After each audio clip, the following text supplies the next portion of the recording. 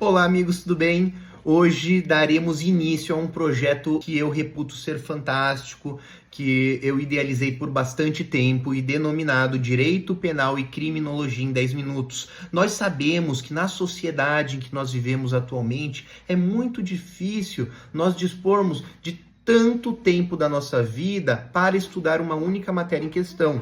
Então, pensando nisso, eu fiz uma metodologia que reunirá o tema do dia com análise prática de um caso de grande repercussão nacional ou mundial e, por fim, uma dica de aprofundamento cultural relacionadas a livros, filmes, desenhos, séries e assim por diante. Tudo isso relacionado constituirá um conhecimento jurídico de qualidade a longo prazo para que vocês consigam efetivamente gravar a matéria e continuar com seus estudos de forma gostosa, sem maiores juridiquês, que é chato pra caramba e todo mundo sabe disso, e de forma efetiva para suas provas de concursos, faculdade, pós-graduação ou inclusive na vida prática. Pois bem, eu sou Arthur Beol, que é advogado, especialista em direito penal, processo penal, criminologia e tribunal do júri, e gostaria de ajudar vocês nessa caminhada de uma aquisição de uma forma de conhecimento tranquila, leve, mas efetiva para todas as fases da sua vida. Prática, provas e concursos. Então fiquem comigo e vamos ao primeiro bloco. Um abraço e até já. Primeiramente, a gente tem que dar uma introdução à matéria sobre o que é o iter criminis. O que são as fases do crime? Quais são as fases do crime, né? Então, pois bem, para dizer-se que há um crime, nós temos que passar por algumas etapas, pois algumas delas puníveis, ou seja, penalmente relevantes para que o Poder Judiciário possa apreciar a matéria e, ao final, efetivamente condenar ou inocentar alguém, ou atos que já são efetivamente impuníveis, ou seja, alguns aspectos que a gente acaba praticando antes mesmo do fato criminoso, mas que no frigir dos ovos acaba não dando em nada, né? Então vamos lá. O crime passa por alguns pré-requisitos, desde a cognição do indivíduo, que a gente chama de pensamentos ou atos cognitivos propriamente ditos, até o seu efetivo exaurimento. E, para tanto, essas fases a gente vai denominar de fase cognitiva, de preparação ou atos preparatórios, atos de execução, consumação e, em alguns crimes, seu exaurimento. Ok? Então, vamos lá. O que seria a parte cognitiva?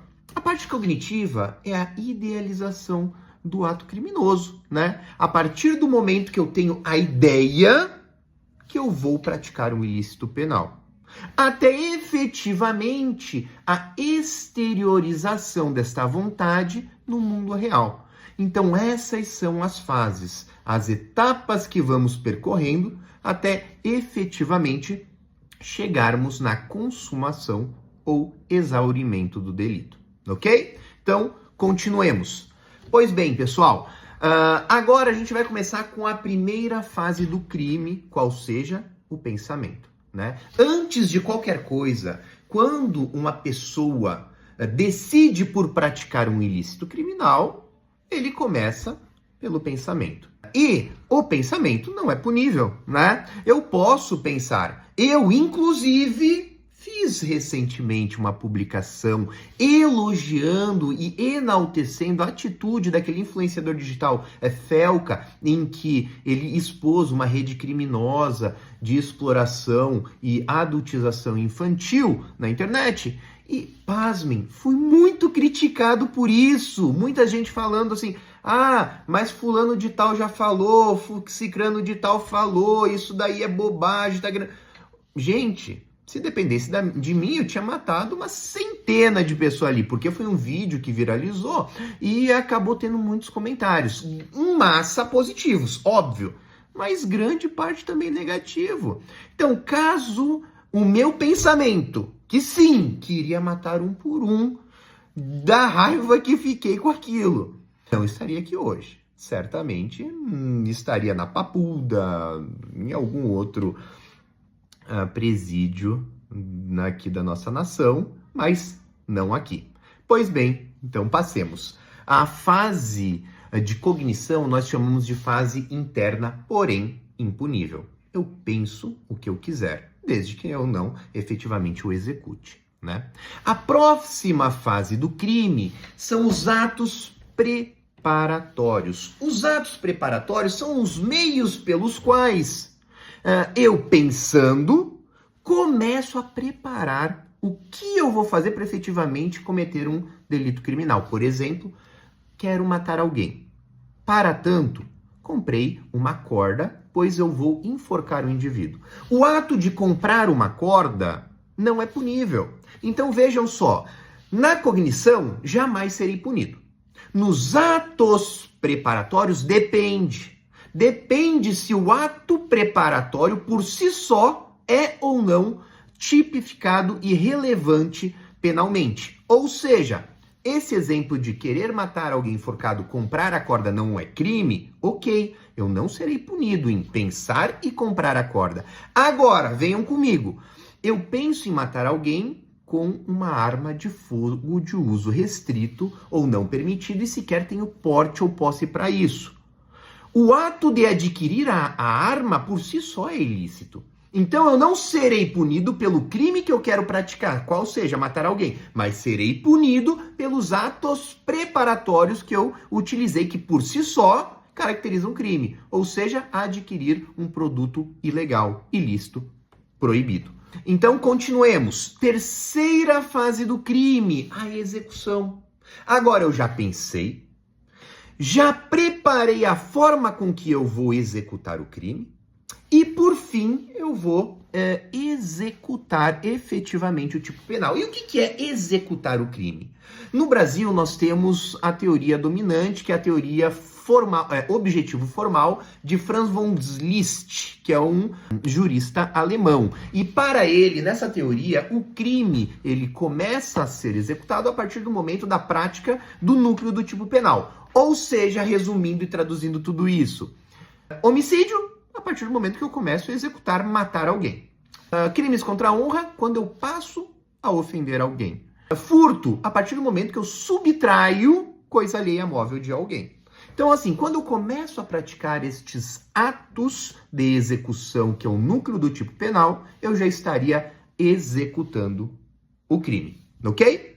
Então, continuemos. Agora vem a consumação. Passamos pela idealização, a fase cognitiva, passamos pelos atos preparatórios, começamos a execução e aí a gente vem num ato muito importante, que é a consumação do delito, seja ele efetivamente consumado ou tentado, né? Mas a consumação nada mais é do que o produto do tipo penal, é o resultado naturalístico que nós falamos, ou seja, no crime de homicídio é a vítima, né?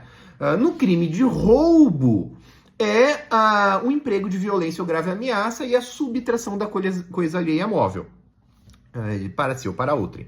Então, assim, o que acontece? A consumação é quando você conquista o que você estava desejando, ainda que depois perca. Mas a partir do momento que você iniciou os atos de execução, vou matar alguém, atirei e ele não morreu, o crime está executado. O que acontece seja ele na modalidade realmente consumada ou tentada, mas porque a tentativa nada mais é do que algo alheio à nossa vontade que não deixa a gente terminar o crime. Tem agora uma distinção muito importante que nós faremos, mas eu vou deixar isso em ato futuro, no próximo vídeo, para não ficar muito longo, que são as distinções dos crimes, quais sejam crimes formais de mera conduta habitual, continuado, instantâneo, permanente, crimes de instantâneos com efeitos permanentes e crimes omissivos. Isso daí a gente vai fazer um vídeo só para isso, porque vai demandar tempo, tá? Agora, a última fase do crime, qual seja o exaurimento. O que acontece? Nem todo crime tem exaurimento. Por exemplo, matar alguém não tem o exaurimento, simplesmente a execução e a pessoa cai morta. Agora, extorsão mediante sequestro. Eu sequestrar alguém e pedir dinheiro para o familiar. Independentemente de ter o dinheiro ou não, eu já estou no núcleo do tipo, eu já estou praticando extorsão mediante sequestro. Agora, o exaurimento nada mais é do que a vantagem que eu queria, que eu pretendia. Da dosimetria da pena, a pena é sopesada para mais. Por quê? Eu consegui aquilo que eu queria. Sequestrei, pedi a extorsão e consegui o dinheiro, a vantagem ilícita. Ou seja, além de eu ter sequestrado e extorquido, a família ainda pagou. E aí o crime se exaure. É a quinta fase do crime, em que alguns têm, que eu acabei de dar um exemplo, mas nem todos, ok? Então, por fim, fazendo agora um apanhado geral, nós temos as 5 fases do iter criminis, as fases do crime. Qual seja, a fase de cognição impunível, os atos preparatórios punível apenas se o ato por si só ser tipificado como um ilícito criminal, a execução, consumação e exaurimento efetivamente puníveis. Ok, pessoal? Gostaram do conteúdo? Vamos para o próximo bloco, que é o tema relevante de grande repercussão nacional relacionado ao iter criminis. Um abraço e até já. O caso de grande repercussão nacional de hoje, então, será um mega assalto realizado no Banco do Brasil, localizado em Criciúma, Santa Catarina, no ano de 2020. Não sei se vocês se recordam, daquele ano, diversos criminosos fortemente armados incendiaram locais, bloquearam ruas, fizeram um caos na cidade de Criciúma, que tem poucos habitantes, e conseguiram subtrair do Banco do Brasil 125 milhões de reais. Né? Diversas pessoas foram presas, estão sendo julgadas, e até hoje esse caso ainda repercute no cenário nacional. Pois bem, então vamos falar sobre o tema e relacioná-lo ao iter criminis. Neste caso, houve a efetiva consumação do delito, qual seja, eles foram para roubar, subtrair mediante violência ou grave ameaça, coisa alheia móvel para si ou para outro, em artigo 157 do Código Penal. E eles tiveram êxito, né? Só que, para um roubo desta magnitude, eles passaram por um exausto período de cognição, ou seja, cogitação de qual a forma ideal de praticar o crime. Praticaram diversos atos preparatórios puníveis e não puníveis. Não puníveis, aqueles que de repente compra um carro para fazer o deslocamento, compra um utensílio para fazer alguma coisa. E os puníveis, comprar armas de grosso calibre, ferramentas proibidas para explosão e assim por diante do banco, né? Então, assim, eles prepararam atos puníveis e não puníveis. E, conseguintemente, partiram para a execução. Sitiaram ruas, bloquearam, incendiaram, fizeram explosões, balearam um policial, tudo isso atos executórios com a finalidade de subtrair, mediante violência e grave ameaça, o valor que estava retido e guardado no banco. E, por fim, além dos atos executórios, eles consumaram. Conseguiram, sim, efetivar a extração do valor e sair do local. Alguns deles, grande parte, foram presos, mas tantos outros não. E o valor ainda sumiu, né? Ainda continua sob investigação policial e processo criminal. Então, onde chegamos nessa história a respeito de um caso de grande repercussão nacional? Caso alguém tivesse descoberto uma reunião em que eles estavam idealizando a prática de um crime, não seria punido. Eles estariam pensando, conversando, sem ter feito nada. Caso eles tivessem sido pegos pela polícia antes da execução, mas mediante os atos preparatórios, certamente muitos deles, ou talvez todos, seriam punidos devido aos atos preparatórios envolver explosivos, armamentos e assim por diante. Como eles foram pegos efetivamente por meio da consumação do delito na hora dos atos executórios e posteriormente a isso, eles serão efetivamente condenados por diversos crimes. Roubo, formação de quadrilha e assim por diante. Então a gente consegue, neste caso de grande repercussão nacional, ver todas as fases do crime sendo efetivamente realizadas. A única que não é o exaurimento, porque o crime de roubo e a formação de quadrilha é de mera conduta, um resultado naturalístico, qual, uma vez praticado o núcleo do tipo penal, qual seja, subtrair o bem móvel mediante violência ou grave ameaça, já está caracterizado o crime, não precisa de exaurimento em ato futuro. Sacaram a dica? Então, este caso, correlacionado com o tema do dia, eu acredito que nos ajuda melhor a reter a informação e fixar a matéria, tá? Vamos para o próximo bloco, que é a dica cultural ou de aprofundamento que eu sempre dou nas minhas aulas. Um abraço e até já. Olá, pessoal, então vamos para o terceiro bloco do dia, qual seja a dica cultural de aprofundamento da matéria tratada, correlacionada diretamente com os temas aqui abordados. Então eu darei 2 livros. Hoje eu não falarei de filmes, séries ou até mesmo desenhos, que dá pra gente interagir com eles, pois a arte retrata a realidade. Nietzsche falava muito isso, né? Que nós temos a arte para não morrer da verdade. Mais ou menos isso. Uma ideia fantástica. Mas deixemos nossas divagações para outros pormenores. Neste momento, eu indico 2 livros. Um exclusivamente de direito e um de literatura clássica, porque eu acredito que direito criminal deve andar juntos com a arte e a técnica, pois a gente mexe com o bem mais valioso da vida do indivíduo, qual seja a sua liberdade atualmente no Brasil. Então você tem que ter uma sensibilidade e uma empatia para com aquele que você vai defender, ou que vai acusar, a depender do lado que você está, ok?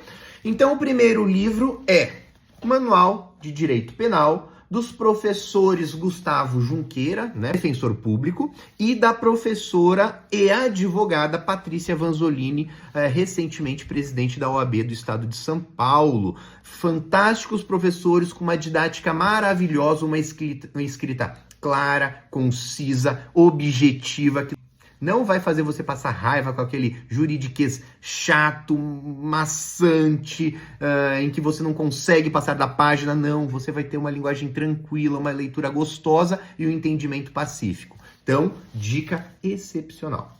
E segundo livro correlacionado com o nosso tema de hoje, Crime e Castigo, de Fyodor Dostoiévski. Eu já fiz um vídeo falando no Reels do Instagram sobre este livro de literatura de Fyodor Dostoiévski. É fantástico, né? Rodion Raskolnikov, que é o personagem principal, decide por cogitar, preparar, matar, consumando o crime de uma agiota, pois ele acredita que desta forma ele consegue um bem maior para a sociedade, pois ele acredita que alguns indivíduos da sociedade têm essa condição de poder praticar alguns atos criminosos em prol do bem maior.